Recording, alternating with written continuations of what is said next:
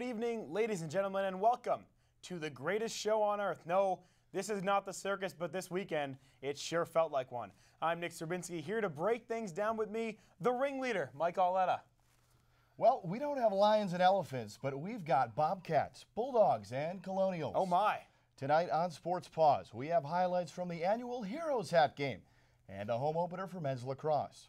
Also, men's basketball highlights against Robert Morris, and women's basketball losing possession of first place in the NEC. Men's basketball has won 4 straight regular season games against Robert Morris. And Saturday, they were in search of win number 5. Always an emotional game against the Colonials, the Bobcats have lost 3 years straight to Robert Morris in the playoffs. Up to the bank we go for the highlights.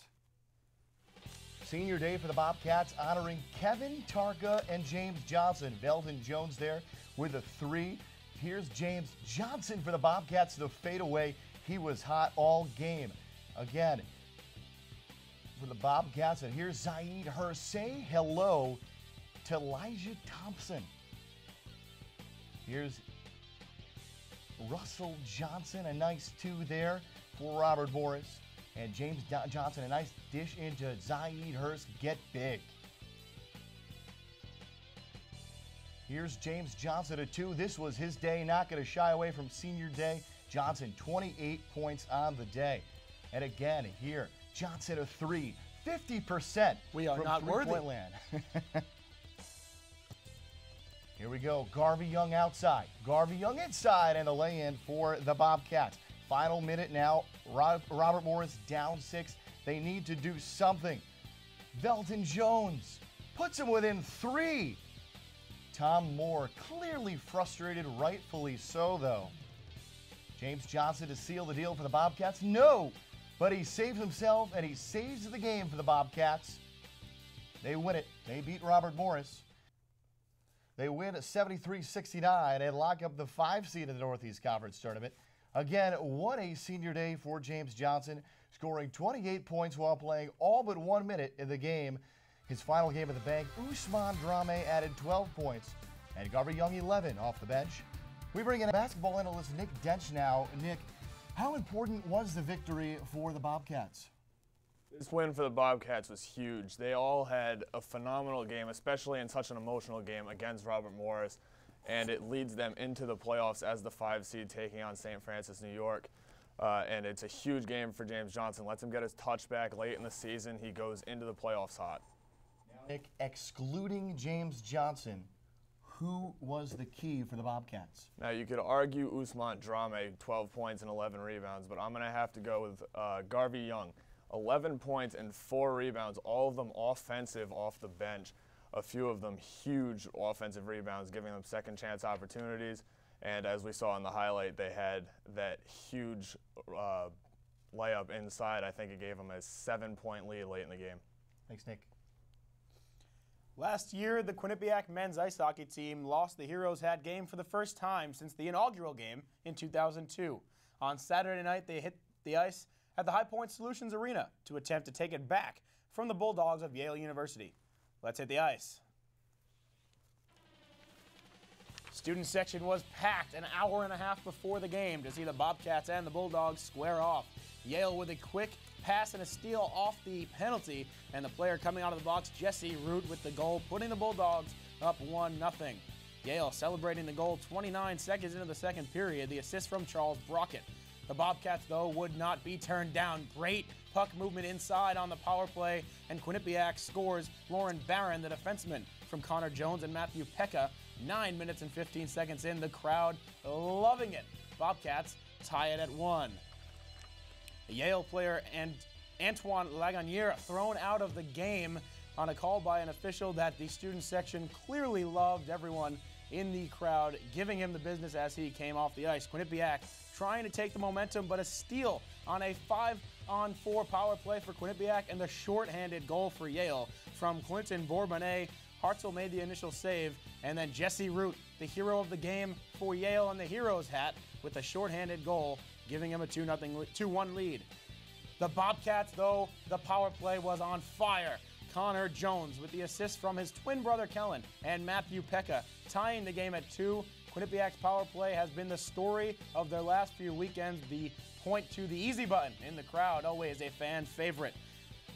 Bobcats and Yale would try to find a winner as we got to the end of the third period, but a quick scuffle ensues as the rivalry of the New Haven County in Connecticut really took off late in the game. Under a minute to go, Eric Hartzell with a save of the year as he turns Yale away. And then with 5 seconds to go, Yale pressing and pressing and pressing, but Quinnipiac does not let them put the puck in the back of the net. The Bobcats go to overtime with a tie. Here's Rand Pecknold. Settled in and played pretty well. Certainly wasn't a perfect game, but I thought we played well tonight. And it's unbelievable. Fans are great tonight. They chanted and everything, and those clap things. It was nice. It's definitely fun to play in front of them. You get atmosphere, you get that extra energy from the crowd, and I think just a little nervous for a few guys today. I think the whole teams were just kind of holding their sticks a little tight. I mean, it's a big game, and it's nice to have the crowd behind us. 2 defensive miscues, 2 Bulldog goals, and the Heroes hat will remain in New Haven for 1 more year. The Bobcats finished the regular season with a 17-11-6 overall record and a 9-8-5 record in the ECAC. They will stay at home for next week's ECAC playoff series, where they will host the Brown Bears in a best-of-3 format. Now let's welcome in our very own hockey maven, Mark Spillane. Mark, talk a little bit about the men's hockey weekend, Brown and Yale, and what they need to do, the positives and negatives you saw heading into the playoff series with the Bears. Well, the Bobcats took care of business on Friday night when they beat Brown 4-1 with a huge offensive explosion in the third period. Did everything they needed to do on the power play. Kellen and Connor Jones teaming up with Matthew Pekka was the best line by far, and they carried that right into Saturday night where they played a strong game against Yale. And although they made those defensive mistakes that you noted, Nick, and they didn't come away with a victory, they've got a lot of momentum going into this weekend series against Brown, and I think that's really going to help them. Brown typically struggles here, and I think the Bobcats are going to show you why. Thank you, Mark. We will go to intermission number 1 when we come back, a special edition of Bobcat Blitz. This is Sports Paws. Welcome back to Sports Paws. This is a special edition of Bobcat Blitz. We have our 2 analysts here to debate this question. With the playoffs getting started for all of the winter teams, who sticks out as the best winter athlete so far? We're going to start with Mr. Spillane. The best winter athlete this season has been by far Felicia Barron. She leads the entire nation in steals playing for the women's basketball team here at Quinnipiac, and she has done a fantastic job leading the Bobcats to one of the top teams in the Northeast Conference and helping lead them into the playoffs this coming weekend. Mr. Dench. And as much as I would like to agree with you on that one, I think I have to go with Ike Azatami. He has 13 double-doubles, this season coming out of his freshman year. He's a huge standout for this Bobcats basketball team. I think he can make a huge advantage for this Bobcats team in the playoffs. Wow, no love for Kelly Babstock. I'm going to have to give the point to Mr. Spillane on this one. Felicia Barron leading the women's basketball team, clearly the best team on campus. Now we're going to toss it back to the desk. Back to you guys. Thanks, Zach. Softball opened up the season this past weekend in Farmville, Virginia at the Longwood Spring Classic. The Bobcats played 4 games in 2 days against St. Peter's and Iona. The team won all 4 games, tallying 31 runs and holding St. Peter's and Iona to a combined 7 runs over the 2 days. Senior ace Heather Schwartzberg pitched 12 total innings, giving up no runs on 5 hits, 5 walks, and 14 strikeouts. Senior Mina Duffy led the way on the hitting side for the Bobcats with 3 home runs, 10 RBIs, and 3 walks in a total of 11 plate appearances. The next softball game is at Manhattan on Wednesday. Women's lacrosse opened up their season at Stores over the weekend to square off with the Connecticut Huskies. The Bobcats were dominated throughout the game by the Huskies, falling 18-6. The offense, though, for the Bobcats was led by freshman Kira Aquat, who scored her first 3 collegiate goals in the game. UConn senior M.E. Latham scored 6 goals to pave the way to victory for the team. The Bobcats' next game is March 12th in Denver against St. Mary's. The men's lacrosse team is on a mission for redemption this season as they embark on a journey to win the NEC Championship Tournament, in which they fell just 1 game short a year ago. The Bobcats, who were picked 4th in the NEC preseason coaches poll, began their 2012 campaign against the Brown Bears. Start of the first quarter, Quinnipiac winning possession off the first draw, and junior midfielder Basil Casteres taking credit for the first goal for Quinnipiac. Just 4 minutes into the game, Quinnipiac off to a wonderful start. However, the Brown Bears would retaliate with a goal by junior midfielder Alex Jones. Quinnipiac would gain the lead back and extend it to 3-1 with 2 goals from Basil Casteres, the junior, with the first one there, his second of the day. And then he would complete the hat trick on this nifty play, faking to the right side, cutting to the left around the defender, and putting it into the back of the net. Brown senior Rob Schlesinger gets the Bears 1 more point before the end of the first quarter to make it 3-2 Bobcats. Good start for Quinnipiac with a save. May have hit the crossbar, may have got a hand on it. Either way, Brown was not to be denied. A 3-3 tie after that goal. Defenseman Roger Ferguson takes the ball down for Brown, and a quick goal by Sam Herster. Brown would continue on to score 4 more goals to take an 8-4 lead at the half. Brown gained possession and worked it into the offensive zone in the third quarter off of this draw here. And from after halftime, it was all Brown over Quinnipiac. QU trying to get back in it. Freshman Leo Horine with the goal there. And the final quarter would begin with Brown leading 11-5. Brown with a great shot there, but it hits the post. So no goal for Brown. Quinnipiac comes back and scores. They outscore Quinnipiac. They outscore Brown in the fourth, but lose 12-7. With the loss, the men fall to 0-1 in the young season as they look forward to their next matchup on Saturday, when they travel to Colorado Springs, Colorado to take on the Falcons of Air Force Academy. After the brief road trip, the Bobcats return home to square off with Fairfield and Detroit Mercy in a 2-game homestand. Men's and women's tennis both opened up at home this weekend. The men's team won their match 5-2. The team struggled in doubles, but bounced back in singles action with wins coming from Andrew Whedon, James Quay, Garrett Lane, Corey Morgenstern, and John Petrini. Their next match is against Northern Illinois in Orlando, Florida on March 12th. The women's team defeated St. Francis of Pennsylvania 7-0. The team dominated in all aspects of the match, showing few flaws throughout each contest. The women's team will next play Marist on March 2nd. That match will take place at Army. Well, thank you, Mike. And now I'm here with our hockey analyst, Mark Spillane. And Mark, the women's ice hockey team played up in Clarkson this past weekend in the quarterfinals of the ECAC hockey tournament. And what a weekend it was. Take us through that 3-game series, Quinnipiac luckily coming out on top.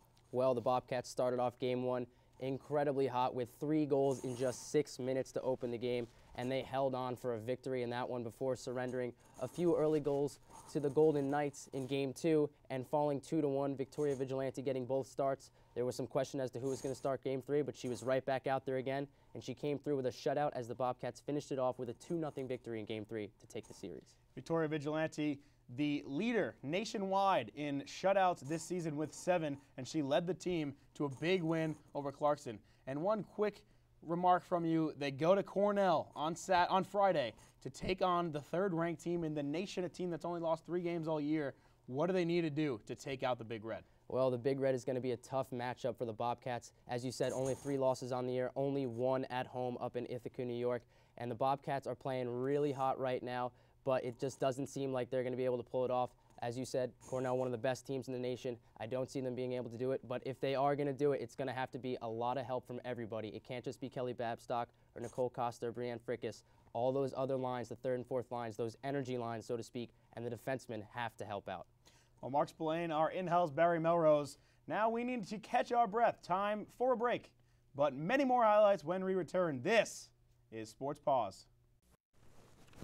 Back here on Sports Paws, I'm Mike Oletta, he's Nick Zervinsky, and we've got more highlights. Women's basketball is having a phenomenal year. Trish Fabry's squad was in search of win number 22 and looking to stay atop the standings in the Northeast Conference. To Lender Court we go. First, it is Artemis Spadu for Robert Morris. She had a great day there with the lay-in, and then here again, this is Brianna Katai, the point guard for Robert Morris. Just dish it off to your star, Spadu, the 3. She can do everything. Bobcats really struggling. Here's Sam Guastella. She tries to get it out to the Bobcat star, Felicia Barron, and boy, did she struggle here with an air ball. She was 3 for 14 from three-point land. not what the Bobcats want. Here on the other side, Artemis Spanu driving to the hoop. She had 24 points, 14 rebounds, 6 assists. She was a member of the Greek national team. So Trish Fabry calls timeout now for the Bobcats. They need to collect themselves. They need to find some way to get back in this game. Will they do it? Well, Boo Abshire wants to, and she took this one coast to coast for the lay-in. But again, this is not going to be enough. Here is Spanu showing her assist ability to Gisette Campbell for 3. RMU wins. Here's Coach Trish Fabry with more. I just thought Robert Morris played really well. We saw him the first time out on the road, and it was really a championship caliber game. We were fortunate enough to get out of there with a win. Tonight they came in and just made shots, and they made shots, 2, 3. Artie is really a presence in a tough matchup, and they just shot the ball really well. Bobcats fall 72-62 and drop out of first place in the Northeast Conference. Artemis Spanu again led the Colonials with 24 points, 14 rebounds, and 6 assists. For the Bobcats, it was Felicia Barron registering at 21 points. The team is in action right now, actually, Nick, up at the bank against St. Francis of Pennsylvania. They trail by 1, 54-53, with 5 minutes left in the game. Hopefully they can pull that one out and try to get that #1 seed. The men's basketball team hosted St. Francis of Pennsylvania as a prequel to the huge weekend at TD Bank, and boy did they put on quite a show. Planning to assure themselves of a 5th place finish in the NEC, the Bobcats opened with high pressure on both sides of the ball and took the game from the Terriers before it even began. To Lender Court we go for the highlights. Such a dominating performance from Quinnipiac. Dave Johnson with a pump fake and a shot from mid-range. Zaid Hurst with a great dribble move and a shot. It falls. Everything was falling for Quinnipiac. This one will fall every time. Ike Azatam with the pass from James Johnson underneath. Quinnipiac rolling. Johnson to Z. The jump shot is good. Zaid Hurst again, the freshman, having a day at the bank. A jump shot off the dribble. It's good again. With such a dominating performance, the Bobcats showed their strengths and potential to be one of the most dangerous teams in NEC postseason play. To give us additional insight on both the men's and women's basketball squads, Mike is sitting down with basketball analyst Nick Dench. Here with Nick Dench, and again, Nick, thanks for joining us. Tell us why, first of all, the women's basketball team struggled so much in their game. Well, they really struggled to hit the three-point shot the entire game. They opened up strong after that first media timeout. With a little under 15 minutes left, they just came out cold, and they never recovered from that. And men's basketball team, we know about James Johnson, but going down the road, who's going to be the X factor for the Bobcats? I think a lot of teams are going to key in specifically on James Johnson and Ike Azatam, the 2 leading scorers. So I think the X factor is going to be Usman Drame. He's a big presence on the offensive boards, big presence in scoring, and I think his key is to hit his free throws when he gets fouled down low. All right, thank you very much. A day before the Yale matchup, the men's hockey team hosted Brown University Bears. Brown represents the lower half of the ECAC standings, but things always get a bit heated when these two teams face off. Just ask the head coach of Brown, Brendan Whittet, to the game, which quickly became Whittet-less. Here we go early. Mike Delhusen trying to clear it for the Bobcats, but he finds Massimo Lamacchia, gets it to Richie Crowley, back to Lamacchia. No good, but on the rebound, Garrett Hathaway. 1-0 Brown. And now the other way, Quinnipiac trying to do something offensively. Here's the pass to Connor Jones. He whiffs, but Zach Tolkinen on the one-timer. Bobcats tie it up on the power play, 1-1. Now, Brown coach Brandon Whittet not too happy. Careful, coach, you better watch out. Linesman Chip McDonald doesn't want any of it. He says, Coach, you're out of here. Whittet was ejected for flipping off the referee. Downhill there for Brown. This now, Kellen Jones for the Bobcats is going to capitalize from his brother Connor in the back of that net. Bobcats up 2-1. Now on the face-off. Bobcats, Pekka, Matthew Pekka. Now Kellen Jones gets it off to Connor. Brotherly love, Jones to Jones. Bobcats up 3-1. And again, one more time, the Bobcats to put the icing on the cake. the Jones brothers. This one, it's Kellen Jones on the shot. The Bobcats win 4-1. Didn't get a chance to really work on it all week today, so today we actually practiced it for literally 4 minutes, just to get Zach Curry, just get some reps, and I thought our guys did a really nice job. They were tired there. The first goal obviously was great, and then they were getting tired, but I figured, you know, the way they were playing, let's leave those 5 on the ice, and they ripped another one. Bobcats victorious in this one, winning 4-1 and taking the regular season series with a win and a tie. But this coming weekend, Brown returns for the first round of the ECAC playoffs, a 3-game set to be kicked off on Friday up at the bank. Nick. Well, thank you, Mike. And now, as we know, the playoffs are right upon us. Men's hockey, women's hockey, men's basketball, and women's basketball all coming into the playoffs shortly in the coming weekends. And our analysts, Nick Dench and Mark Spillane, are going to give us some predictions. Guys, thank you for joining us. The first prediction we want to see from you, men's hockey, the series with the Brown Bears. After winning 4-1 here just last weekend, what do we think we're going to see this weekend from Quinnipiac and Brown? We'll start with Mark. Well, Nick, I think we're going to see a strong performance out of the Bobcats this upcoming weekend against Brown in the first round of the ECAC playoffs. Brown typically doesn't play well. They have failed to win in their last 7 games, with the Bobcats holding a 4-0-3 record in those games. And last year, the Quinnipiac Bobcats did the same thing as they've been doing to the Brown Bears, and that was beat them in the playoffs last year with a 2-0 sweep, 2 shutout victories. And I think we're going to see the same this year, a 2-0 sweep for the Bobcats to move on to the next round. And Nick? Yeah, I think I'm going to have to agree with Mark on this one. Brown always struggles here up at the TD Bank Sports Center, and I don't think it's going to change anytime soon. They're just going in way too slow. Bobcats taking a lot of momentum coming out of this past weekend. All right, guys. And then to women's hockey, a 1-game playoff with the Cornell Big Red. Mark, we talked a little bit about this earlier. We know how you feel, so just give us a brief statement, then we'll shoot it over to Nick. Well, as I said before, the Bobcats, I think, will struggle, and I'm going to go with a 3-1 victory for the Cornell Big Red. I do believe the Bobcats will also struggle in this one. I think it's going to be a 2-1 victory for the Big Red. The Bobcats taking a lot of momentum out of this past week, and the only team to win a 3-game series this past weekend. All right, now from the ice to the hardwood. Men's basketball traveling to St. Francis, New York on Thursday night. Will the basketball team take out St. Francis, New York? And if they do, how far do they go in the NEC tournament? Well, you know, there's this old saying that you hear a lot in sports. It's hard to beat a team 3 times in the same season. St. Francis, New York has beaten the Bobcats twice this year. I see the Bobcats winning this game, and depending on who they play, it looks like they're going to see LIU in the second round. I think they'll lose to LIU, but if they get Robert Morris, I think they're going to get their revenge and go to the NEC championship. Well, I will agree with Nick, and I do think the Bobcats will win on Thursday night. As Nick said, it's tough to beat a team 3 times in a row, so I'm going to agree with him there, and I will also agree that they will lose the following game in the following round, whether it is Robert Morris or LIU. I just don't see the Bobcats being able to go on the road somewhere and make it happen. And the women's basketball team taking on St. Francis, PA tonight. No matter how that goes, well, if they win, they may end up with a 1 seed, but most likely they end up with the 2 in the NEC tournament. How far do you see this team led by Felicia Barron and a whole cast of players going in the NEC tournament, whether they're the 1 or the 2?